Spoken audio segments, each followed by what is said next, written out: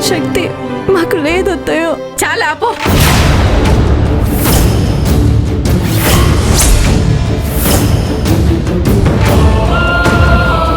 పెళ్ళి ఎన్నేళ్ళైంది? ఇంకా సంవత్సరం కూడా పూర్తి కాలేదు. అప్పుడే ఒకరు నొదిలి ఒకరు ఉండలేరంట. అయితే నా కొడుకు నా దగ్గరుండి ఎన్నేళ్ళయిందో చెప్పు. నువ్వు వచ్చి వాణ్ణి తీసుకెళ్ళిపోతే నాకెంత బాధగా ఉంటుంది.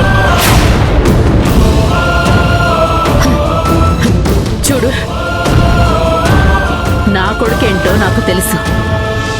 వాడికి నేను కావాలి. నువ్వు వాణ్ణి వదిలే.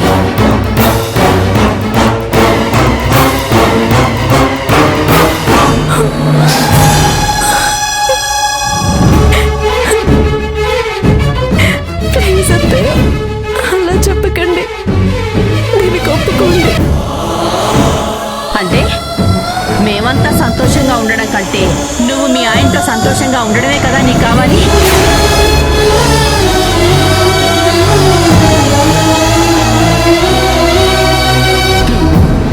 నా కొడుకుని ఎలా బుట్టలో వేసుకున్నావో చూడు. నీకేం అనిపించడం లేదా?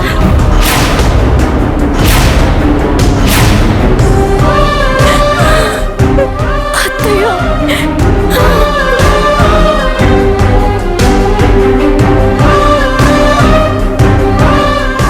మీరు వేరే ఏది చెప్పినా నేను చేస్తాను అత్తయ్య. కానీ మా ఇద్దరిని మాత్రం దూరం చేయకండి. దీనివల్ల ఆయన కానీ మీరు కానీ నేను కానీ ఎవరూ సంతోషంగా ఉండలేము. ఒక్కసారి ఆలోచించండి అత్తయ్య. మేము చేసిన తప్పులు క్షమిస్తే అందరం కలిసి సంతోషంగా ఉండొచ్చు. ప్లీజ్ అత్తయ్య.